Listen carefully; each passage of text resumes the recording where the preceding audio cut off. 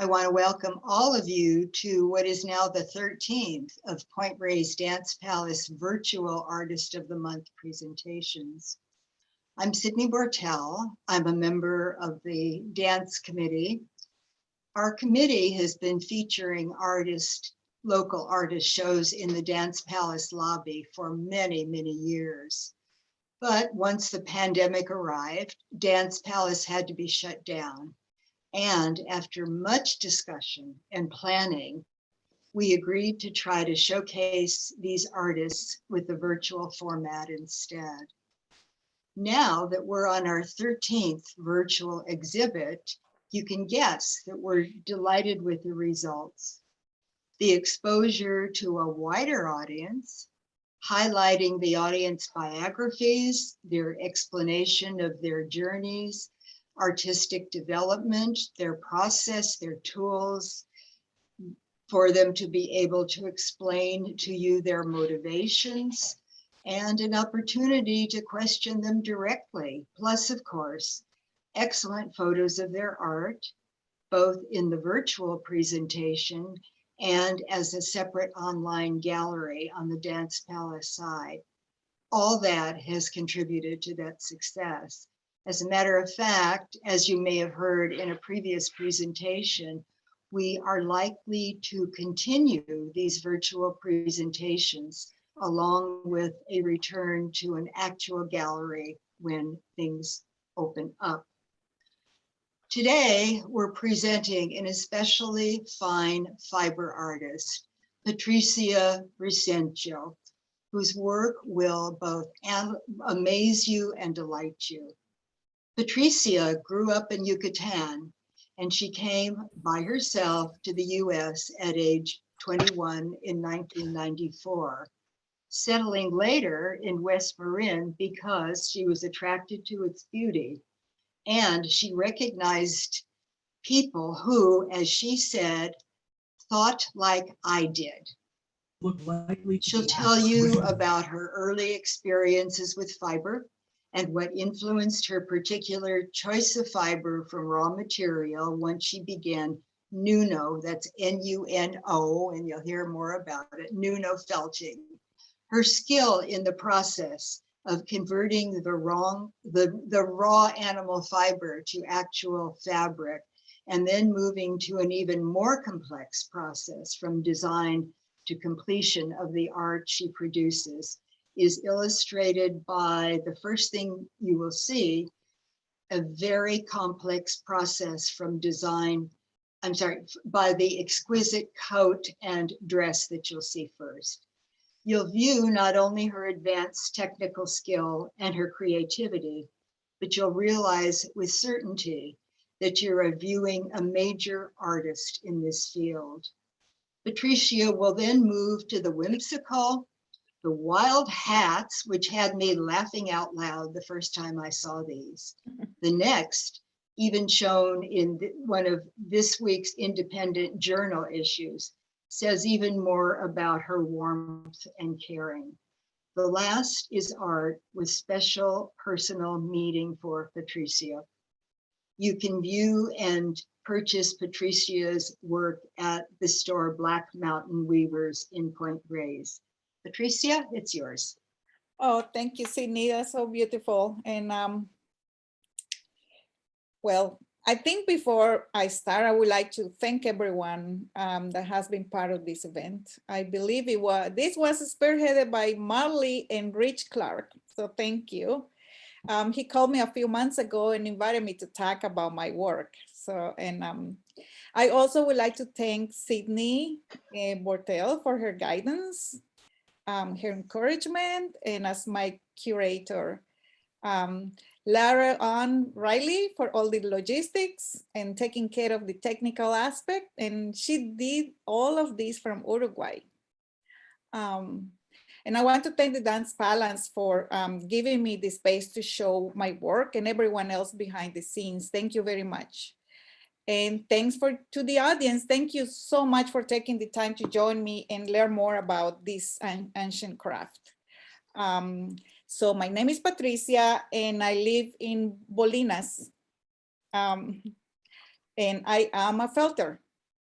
So let's start from the beginning.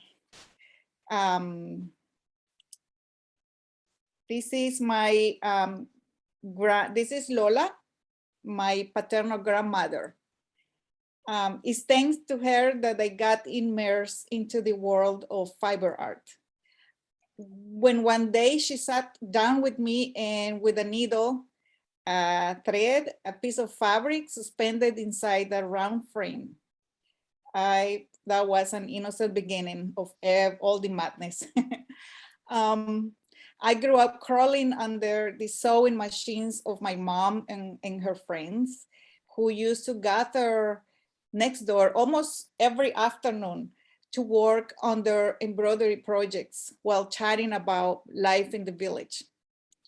And so pieces of fabric often fell on the floor, and I was like a vacuum cleaner, gathering and saving those little scraps of fabric, precious little scraps of fabric, to later on to make clothes for my dolls. And I was definitely listening and paying attention to the conversation, which was often very compelling. Ever since then, I always kept an interest on fibers, whether it was knitting, sewing. I learned to crochet from one of my cousins, also showed me how to do it. And so it just, anything that had to do with fibers, I was always very interested. So, and one thing led to another. And I arrived to the United States 1994. And a couple of years later, I met Keith, the guy who is now my husband. And so one day we found, years ago, I don't remember, we were newly married, I don't remember, but we were visiting the town of Mendocino. And we were window shopping. And so a piece of fabric caught my attention. It was a scarf made out of wool, but I couldn't quite understand how it was made. I remember that that piece of fabric was soft, with beautiful colors that merged into each other like watercolors. And I was smitten, and I just couldn't forget about it. So about a year later, I received a catalog in the mail from the sewing workshop. I don't know if you remember, in San Francisco, I forget, yeah. I just love this place because they offer interesting workshops and classes that had to do with textile art. But this time, one of the workshops particularly caught my attention. It was taught by an artist from Australia named Polly Stirling. She created this felting technique called Nuno felting, N-U-N-O, Nuno felting.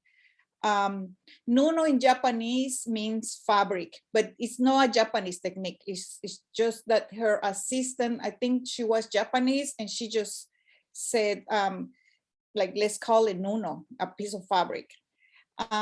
So after reading the description of the class, I realized that she would be teaching how to make fabric that sounded very similar to the piece of fabric that I saw in Mendocino.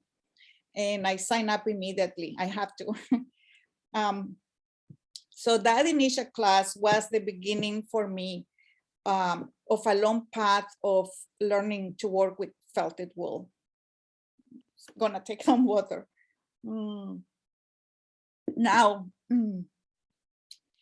when I see whenever I see an object, a garment, a sculpture, a rock, a vegetable pod, an animal, I always try to translate these shapes into wool. That's how deep my obsession with wool is. I even think often about how I can shape feelings and experiences with wool. However, I don't think it's an obsession, because I found that the word obsession has a tint of negativity in it. I think what lays within me is a deep interest and passion in wool that keeps me wanting to continue to experiment with it. What fascinates me is that wool is so malleable and versatile. It can be made into so many objects. Carpets in Central Asia, and shelter in Mongolia, where the yurts are made with wool from the sheep and the hair of camels. Felt had been used to make clothing around the world for thousands of years, at least 6,000 years. To this day, we are still making felt to create garments. Felt is one of those links that connect us with the past, definitely. We can also make toys. We can make jewelry, shoes, hats. I mean, we can make basically almost everything. There are now companies making coffins made with wool. So wool can be functional, it can be experimental, artistic, of all of the above together. Just to think that this can be made into something like my scarf makes me look at wool with more respect. But I'm not only fascinated with the objects that can be made with wool, I'm also fascinated with the process involved in making something from it. The reason I found the process so interesting, it's because it has elements and it has steps to follow that they don't always start with the same approach or follow the same sequence. So for me, it never really gets boring at all. I love to watch when I'm in the store at Black Mountain. Sometimes customers come and they ask, so I love to watch when people look at a piece that I make and they don't know much about the process. But when I try to explain the process, I can see the gears in these people start to turn, still wondering how the fabric or piece was made. They ask me questions like, do you knead before and then shrink it? Or do you boil it? How is it made? They have no clue. And even after explaining, they really don't understand. But you wonder also what is felt. So felt is a textile made by matting wool or fur together with the help of moisture, and you need an alkaline condition, you need agitation and warmth. So it is all speculation as how felt was discovered. There are many stories, but for sure it's probably one of the oldest fabrics of textiles that they have been made. One of the stories as how felt was discovered date back to Noah's Ark. The story goes that sheep were cramped in one space and eventually they shed their wool. So in combination of the warmth of an alkaline solution, in that case, it was probably urine, moisture, tramping on top of the wool, felt was created. That's just one story. There are other stories. And as I mentioned before, felt is one of the oldest textiles because wool decomposes so fast. It's very hard to determine how old it is. And what is Nuno felting? Nuno felting is a wet felting technique of combining thin layers of wool on top of sheer piece of fabric like chiffon. It can be chiffon, it can be silk gauze, it can be cotton gauze, cheesecloth, any fabric in which the weave is big enough for the wool fibers to go through. And the combination in the wool and the fabric gives a really nice drape to the textile, which allows to create lightweight garment that are perfect for the mild climate of our area. Are we with Alitia's? Yeah, this coat, this is Alitia's coat, and the coat was made for a friend that used to live in Bolinas years ago. She moved to Mendocino, I think. So her partner contacted me and asked me to make something special for her. I think it was her birthday. And so we had a few meetings, and then we decided on that a coat with and he wanted to make a coat with a collar made out of long wool, like Wensleydale. But I would like to explain a little bit about the process of the garment. So before that, I think it's important that I start with the bare basics. In order to make felt, there are a series of steps to follow that are basic and instrumental on making a garment. So felting has two major steps. What is called felting, and the second is the fulling.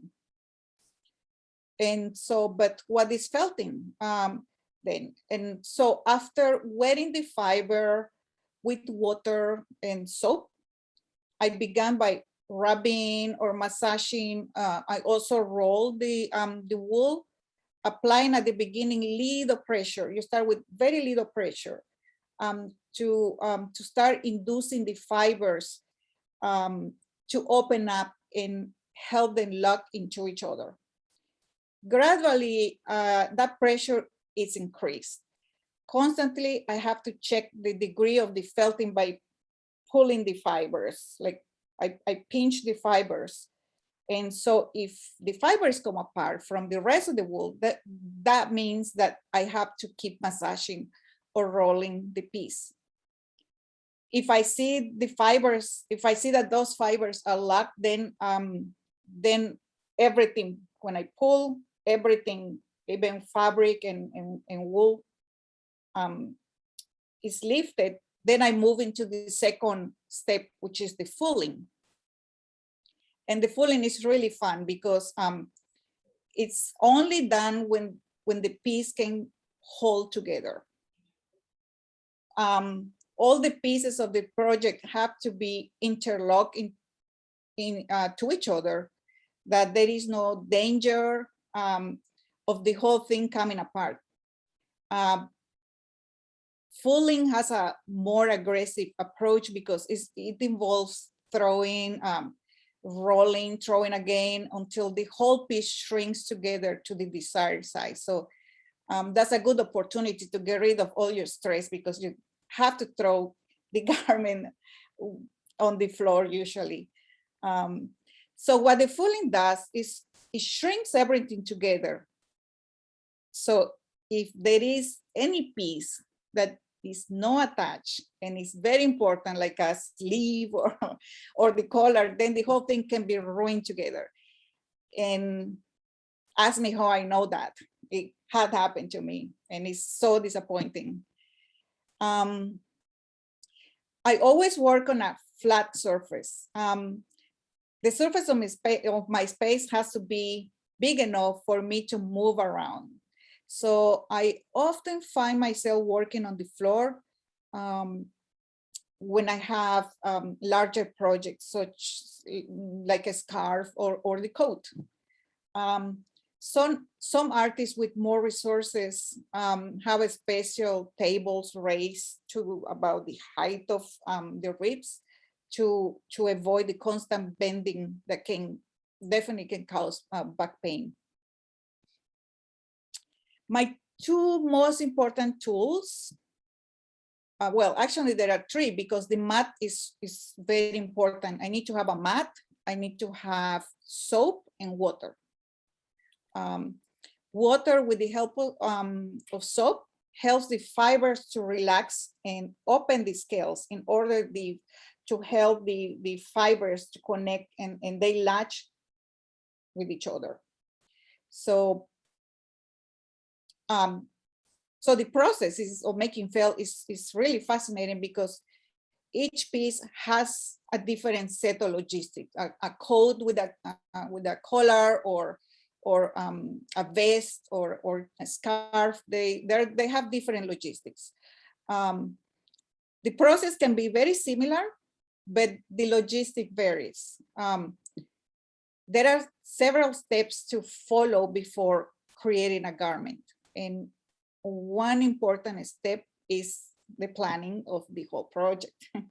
Without the planning, it can get a bit chaotic and confusing to know what step to do first and then and the next and so on. And that can cause like one day I made a garment and I didn't make a swatch, but I'll explain you that later about the swatch. The pattern, once I have the list of steps that I need to follow, the next thing is, well, is making the swatch and then make a pattern. The pattern in particular, in this case, was made using the measurements of Alicia, the person that was going to be wearing the coat. But then the pattern had to be enlarged by at least 30%. It doesn't end just with the pattern, it has to be enlarged. And I have to use a piece of like a plastic in order to know how big the pattern needed to be. Using the initial measurements from the swatch, which I used the initial measurements of the swatch, which was made using the same material that was going to use to make the coat. So, but what is a swatch? The swatch is a sample of the felt made previously to see and measure how much it will shrink and how the pattern will look with all the textural components of the larger project. So with the swatch in hand, I have to calculate a shrinkage factor that it will be later applied to the pattern to enlarge the measurements. So when the fulling starts, the shrinking, then you all have to shrink proportionally to the correct measurements. So the coat, I don't know, it doesn't show really well, but the coat was made without any seams in, and it was made in 2 sections. The main body was made first in one piece, and then I made the collar apart from the body because it shrinks differently too. Which was later attached to the rest of the coat without any sewing. The attachment of the body and collar had to be done before the last step of felting, which is the fulling. So I think I mentioned before, the collar was made with Wensley wool from a place that I purchased from a farm in Occidental. Before COVID, I used to go there and on shearing day to select raw fleeces for my felting and for my spinning. One note about shrinking, I think, is when we think of felt, we immediately assume that the wool shrinks. Actually, the wool does not shrink. What happens is that the wool relaxes with the help of water and soap. And the scales of the wool of the hair open up. So those spaces between the hairs keeps getting smaller and smaller because they keep locking into each other more strongly, creating the effect of shrinkage. Therefore, it's just that it clumps together, but the wool doesn't shrink. As I explained earlier, the fulling has to be done when the wool doesn't move anymore and when all the pieces are attached together. But I also have very careful about how much fulling I need to work on the piece, because I still need to plan on dyeing the garment. I also have to make sure that before dipping the coat into the dye, the whole piece is not shrunk to the final measurements, because the dyeing takes a lot of handling and washing to rinse the extra color, especially with indigo. Indigo can leave a layer of color, and so it just has a lot of handling, and so that will cause the fabric to shrink even more. So I have to be very careful. So that means that the piece has to be dyed when it's still half full. So that the coat was dyed with indigo that I get from a village in Oaxaca. They every year they all during this time they harvest the indigo, and they offer the remnants because they use mostly for their work. So that's when I can get some indigo from there. My next project that I would like to share with you is the printed dress. The making of the pattern is very similar. I started by making the pattern and the swatch, but this time I decided to add more texture to the project, and I did it by using different silk fabrics and also some wool. The swatch had to be done with the same fabric and with a similar design, and in order to get an accurate gauge. The dress again was made in one piece with no seams, and it was dyed, hand dyed using plants that I gathered here in Bolinas. The texture was added using silk fabric and raw wool. So the fabric has little curls all over. It's pretty cute. The pinkish color that you see in the dress came from the bottle brush, flowers, and leaves. I think, yeah, I remember.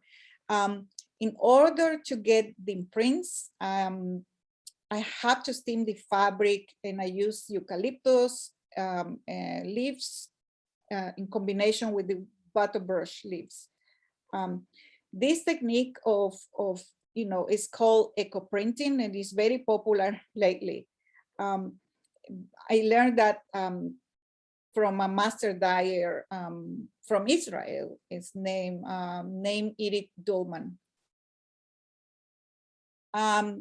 The eco printing technique was discovered and made popular around 1999 by an Australian artist named India Flint. She's the pioneer of this technique. She remembered her grandmother of Latvian heritage wrapping eggs with the leaves of eucalyptus for the Easter celebrations. In the Latvian tradition, fresh eggs are wrapped with leaves, and they are steeped in a broth of onion skins.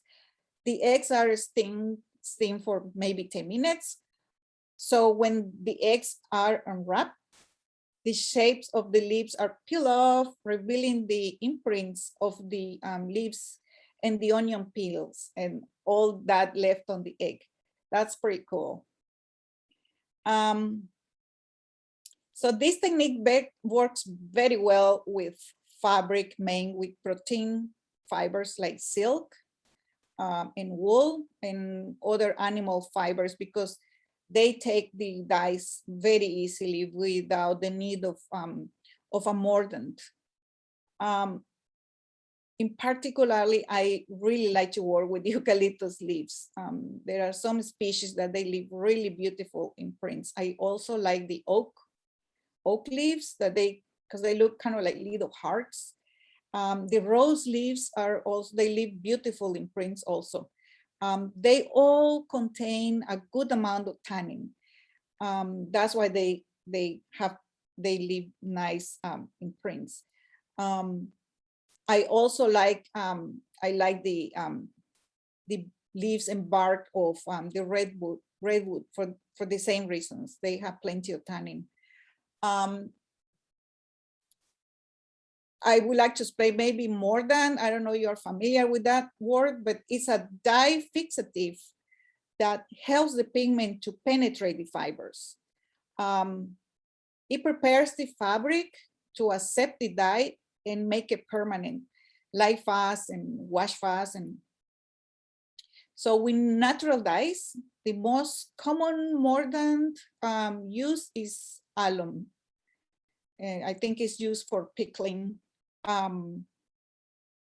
So in order to make the leaf imprints on the fabric, the garment needs to be laid on a flat surface, and the leaves are dipped into a water made with a solution with ferrous sulfate, which the ferrous sulfate acts as a mordant, but it's also a color modifier.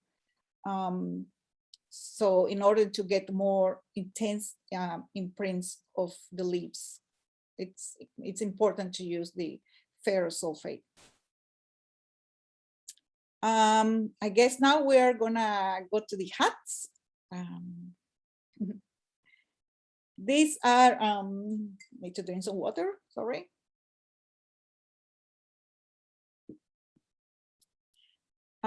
These are series of hats that I made a couple years ago just for fun.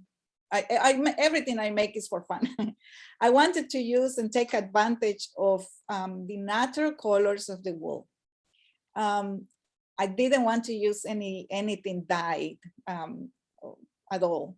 And also to be able to experiment by mixing different breeds of wool to simulate the appearance of natural fur. I wanted to see if I can do that. I really had a great time combining all those kinds of colors and wool and hair like alpaca with Icelandic wool, for example, just see if I can get the impression of a long fur.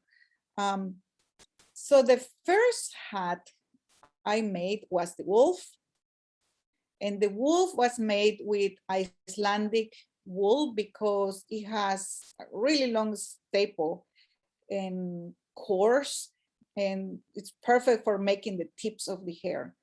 I also use black alpaca because it's soft and very fuzzy, and I think I use merino for the internal part of the hat because it's not very itchy or not itchy.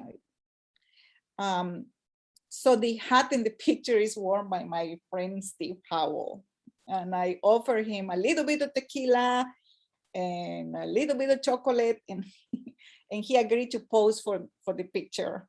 And the next hat is the bear, and the bear was made using Shetland wool in combination with baby alpaca fleece with a beautiful chestnut color to die for. So I really like that combination. The model was a young man that came to visit with some friends, and I just asked him if he would let me take a picture wearing the hat, and it was very funny because I was kind of trying to, he was smiling for the picture, and I said, no, I wanted to look at me or look at the camera like if you see a prey and you're ready to go for that. And so I finally got that moment, and I just captured right away. The fox, it's made with merino wool, but so I cheated it here because I couldn't find an orange wool at that time. So I used a previously dyed wool. I think I use alpaca and rabbit fur to make the lines in the front, and I use black alpaca to make the hair in the ears. And the model, the handsome model that you see is it's my nephew Emiliano. Well, this is supposed to be a hair. I still not very happy with the shape of the ears. But the hat was made with a rare breed of wool from the Isle of Man called Manx Lathan. It's a funny sheep. It has a beautiful murred color, and murred is means that it has a light reddish brown, and the wool felt very well. And the sheep is kind of funny because it has 4 horns, and some sheep are actually have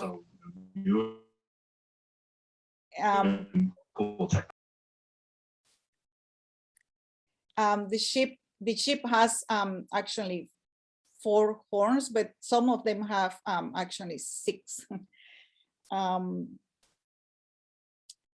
So the model, it's again my friend Steve. So Steve is right now in Costa Rica. So wherever you are, Steve, thank you for posing. The last hat in this collection is modeled by my husband Keith, and the hat was made with a combination of merino used in the interior of the hat to make it soft. I use Shetland wool in a gray shade and a reddish alpaca fleece. And I really love that combination of the red of the gray, the Shetland and alpaca together. That was my second attempt to make something that resembles the color of the fox. And I'm very happy with the results. I need to play a little bit more with that. So all of these hats are made also using patterns. So I also have to make a swatch because I want the hat to fit. And then I make the pattern. But I forgot to mention earlier when I was talking about the dresses, that I have to make one more pattern in a plastic sheet that will act as a resist. That resist will be placed inside the hat of the dress because it's hollow inside. So because I don't want both sides of the project to fall together. Once I start the process of fulling the piece, that resist comes out, and then that's when I'm fulling the hat. I also at the same time I'm working on shaping the hat because wet wool, it's very malleable. It's like clay, and it can be shaped into creases. My hats, I do hats with creases, and you can also make fun shapes. It can be expanded in up to a certain extent, of course, but it can be done with the help of pliers. It's really fun.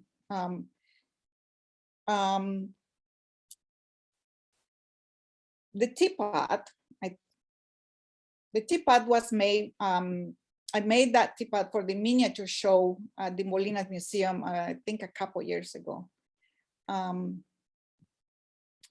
The wool used is a breed created in California called CVM, which means California Variegated Mutant. Somebody from Davis in the 60s decided that California needs its own breed of sheep. And so it created by breeding different, mixing different breeds of sheep. So I bought a couple of fleeces. My friend Mimi Luberman from Chileno Valley, I think she has CVM at one point because I bought two fleeces from her. And so I was able to work with this wonderful fleece that this wool it felt really easy. And so these pieces like the hat and the teapot, they all work also with a resist inside. Anything that is hollow, it needs a resist. The shaping of these projects are done in part during the fulling process. I mentioned that. I spent hours and hours fulling the teapot. I don't know how many hours. It was probably the longest time I spent fulling a piece. When I finished, when I tapped the teapot, and it had this kind of like hollow sound, top, top, top, like a drum. And that's when I realized that the piece was done. And it, it doesn't, if I'm gonna make a teapot, the teapot needs to look like a teapot. And since it's felt, it could, if it's not felted well, it can just bend. So I made sure that it was really, really hard. I use old glass beads, tray beads around the opening to add a little bit of color and ornamentation to the piece.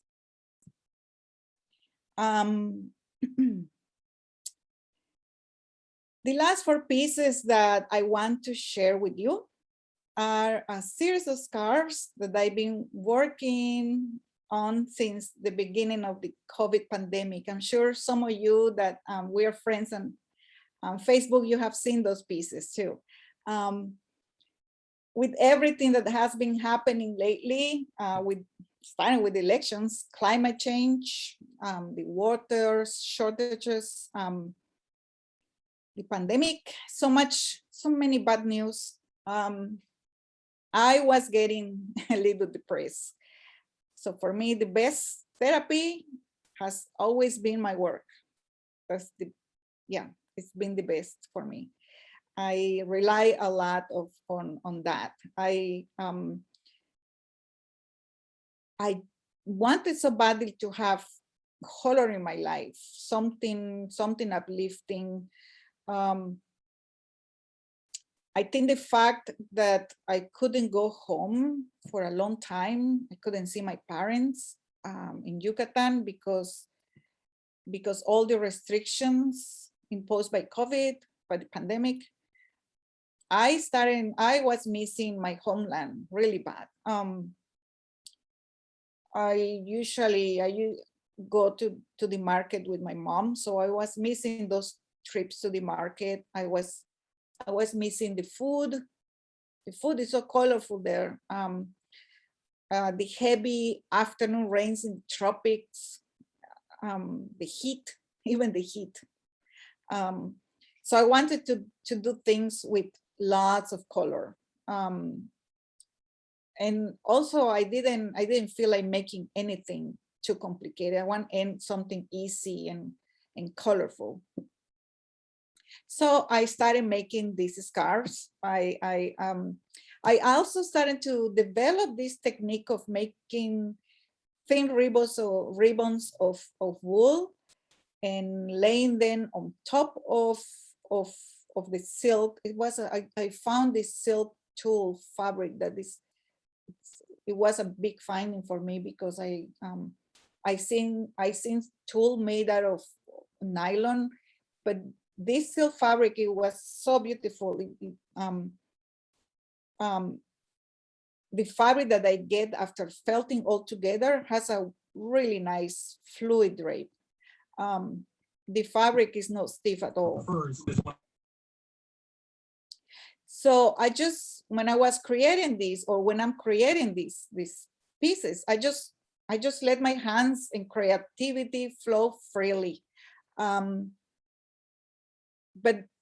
then I realized that I was making the shapes that sometimes it looks like a feather, sometimes it looks like a leaf, sometimes it kind of looks like a butterfly wing. So these are easy projects that don't require a lot of planning and or set up a long list of logistics. And they do give me instant gratification and lots of color. So thank you very much, and let me know if you have any questions.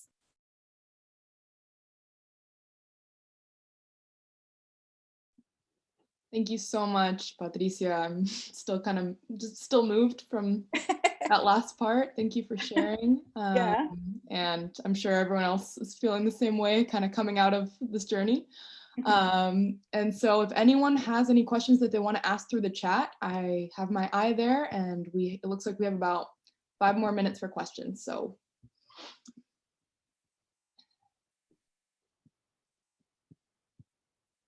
And while we're waiting for, Ruby Lee says, big friend and big fan of your work. Thanks, Ruby Lee. I love you. And I love your work too. So I'm wondering, Sydney, Yeah. do you have any questions? Oh, Rich has a question. Lovely. Yeah, I'm thrilled with what I learned from you. I just really am moved by it. So I just want you to know that I feel so lucky to have met you and ultimately to be able to be in your presence as you explained all this. I got to wondering about the local environment, and you've pick your plants and make dyes. You've got animals that are local. I'm wondering if there is anything unique for you about pulling together all the resources and the colors and the fibers just from a small local territory, as opposed to wool that comes from the Isle of Man. And so I just wonder if you could speak to that in some way. About local, I have done, I made a project a few years ago. I made a dress and I wanted to use only local fibers. Like the CVM is definitely local. I got that from Chileno Valley, the Teapot. The felted dress that I made, I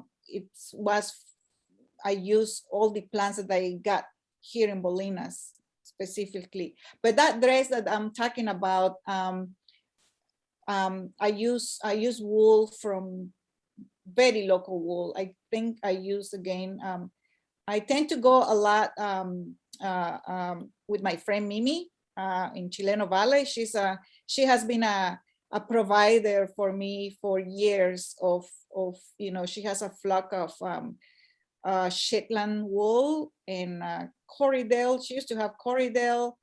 And so when I need something and I want to do something really special with our local sources, I tend to go to Mimi.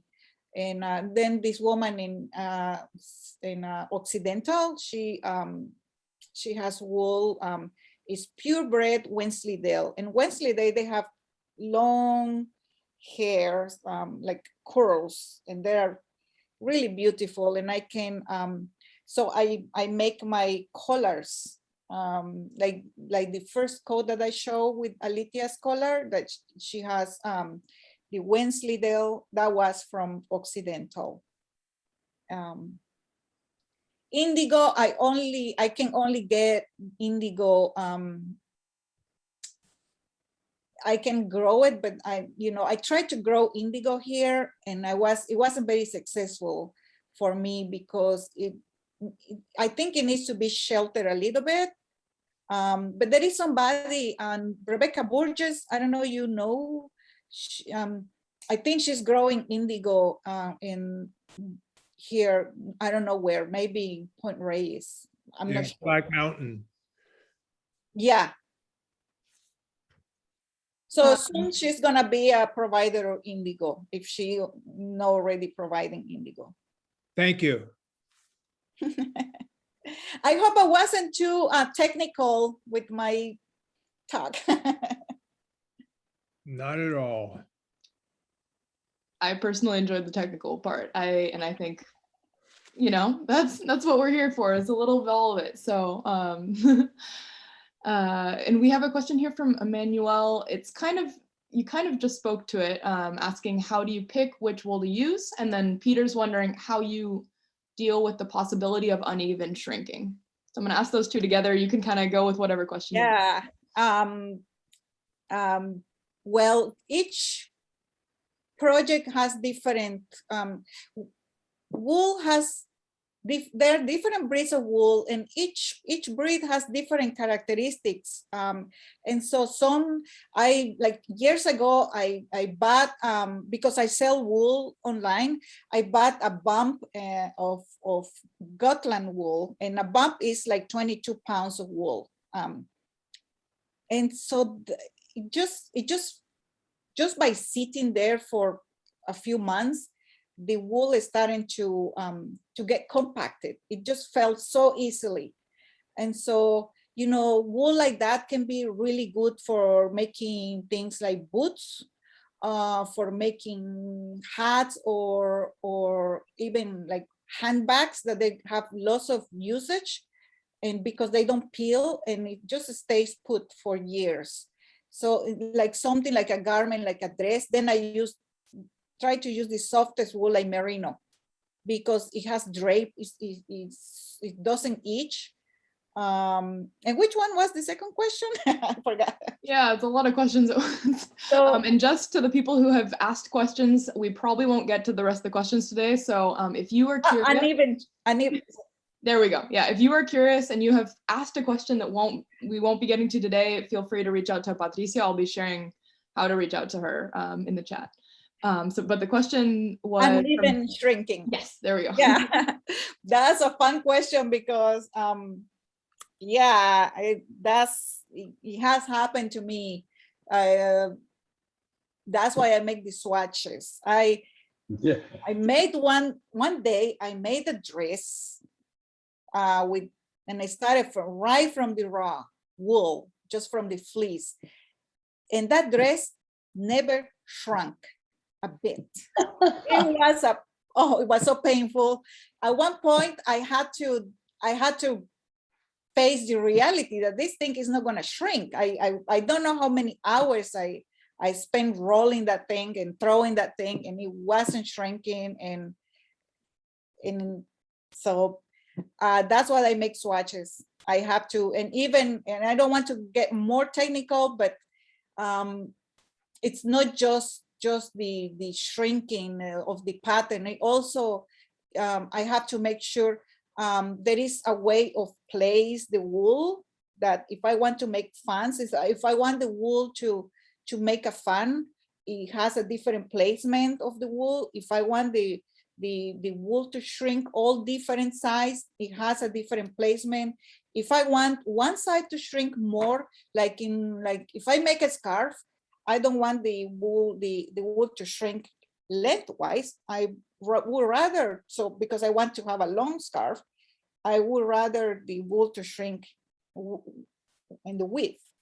So there is a lot of factors that I have to take in account, and but that's why I make swatches again in swatches, and I had to remind myself that even that it can be boring, because I want to do the whole thing right away. I want to start a project right away. I do need to make a swatch. Well, thank you so much, Patricia. Thank you. I'm wondering if you have any last words you want to say before we pass it over to Sydney and close out. That's about all the time we have tonight. Okay, I just want to thank everyone again. I want to thank all of you that joined me here. It's been, you know, to listen to my journey. It's been a real journey for me. Lorian, thank you very much. Sydney, thank you. And thanks to the Dance Palace again. It's been fun, and I want every one of you to enjoy the rest of the evening. Great, thank you so much. And with that, I'm going to be passing it over to Sydney to close out. Oh, Sydney, you are muted. Just a second.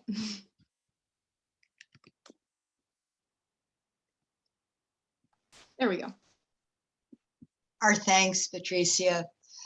The skill that you've developed in this very complex process of preparing fiber is daunting to most of us. And the designs and the range of work that you've shown are really spectacular. Thank For you. another look at Patricia's work, you can return to the Dance Palace website, which also has a more complete biography that she has written. This event has been recorded and will soon be on our Dance Palace YouTube website, along with all of our previous artists' presentations. Our next presenter in November will be glass artist Sally Fairfax. Watch our site for that date.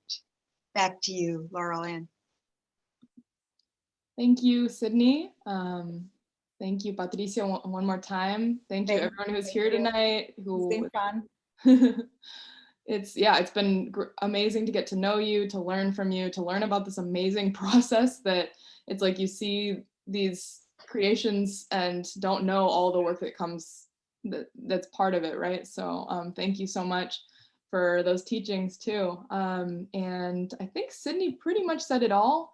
All that information about, watching this reception later, donating to the Dance Palace, checking out Patricia's creations, that's all, we're gonna send that all together in an email tomorrow because it's a lot to write down at the same time. So with that, I just wanted to mention that this is kind of a full circle reception. Last 1 year ago in October, the Dance Palace started this virtual art reception process. So it's been a year of these amazing virtual receptions.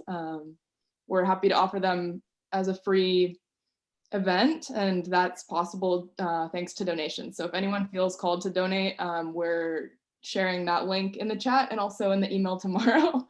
And yeah, the video will be on YouTube starting tomorrow. So if you wanted to look back at a certain part of the process and remember what felting, what foaling was, or any sort of moment of that, you can check it out. So with that, I'm going to say good night. I hope you all have a lovely evening. Enjoy the rain, and thank you. Take care. Good night. Thank you. Good night. Night.